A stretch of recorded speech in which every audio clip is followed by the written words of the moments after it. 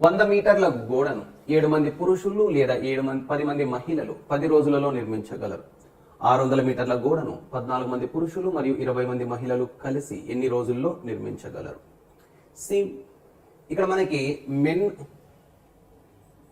Men days hours efficiency ఇవ్వలేదు, work ఇచ్చారు.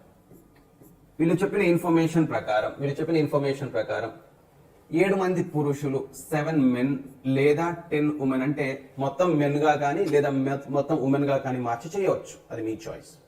నేను మొత్తం మెన్ గా తీసుకుని వెళ్తున్నా. 7 మంది పురుషులు లేదా 10 మంది మహిళలు 10 రోజులలో 100 మీటర్ల గోడను నిర్మించగలరు. 100 మీటర్ల గోడను నిర్మించగలరు. 600 మీటర్ల గోడను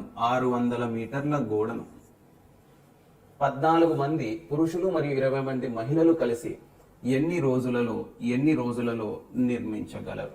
అంటే 14 మంది పురుషులు ప్లస్ 20 మంది మహిళలు 20 ఉమెన్. వీళ్ళు కలిపితే ఎంతమంది మెన్ కి ఈక్వల్ అవుతారో చూసుకోండి. మనకి తెలుసు 7 మంది పురుషులు లేదా 10 మంది మహిళలు అంటే 7 మెన్ ఈక్వల్ టు 10 ఉమెన్ అని చెప్పొచ్చు. 7 మెన్ ఈక్వల్ టు 10 ఉమెన్. దీని నుంచి మనకి 20 ఉమెన్ ఏమవుతారో చూద్దాం. 20 women will be what? So ఇక్కడ మనకి డబుల్ చేసాం కదా, కాబట్టి ఇక్కడ కూడా డబుల్ రాయండి. సో 7 కి డబుల్ ఎంత? 14. సో కాబట్టి ఈ గ్రూప్ అనేది 14 మెన్ అవుతుంది.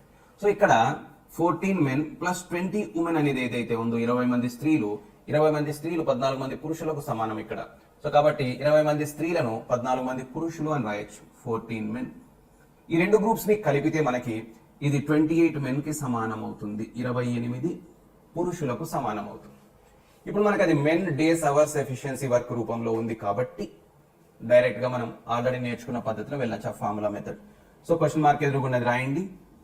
10 ఇంటూ మొదటి 4 స్థానాల్లో క్వశ్చన్ మార్క్ ఉంటే క్వశ్చన్ మార్క్ ఎదురుగా రాస్తాం. దీన్ని ఇదే ఆర్డర్ లో రాస్తూ లాస్ట్ మాత్రం రివర్స్ చేయాలి. సో దీనిని 7/28 అని రాయొచ్చు. చివరి దానిని మనం 600/100 అని రాసుకోవచ్చు. Now let us go for simplification. Right dear? Now check.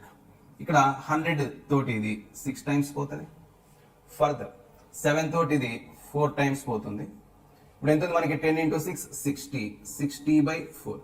60/4 అంటే ఏమవుతుంది? అది 15. కాబట్టి ఎన్ని రోజుల సమయం పడుతుంది? 15 డేస్ సమయం పడుతుంది. కాబట్టి మన ఆన్సర్ ఏం కావాలి? Option A. Right? Please make a note of this.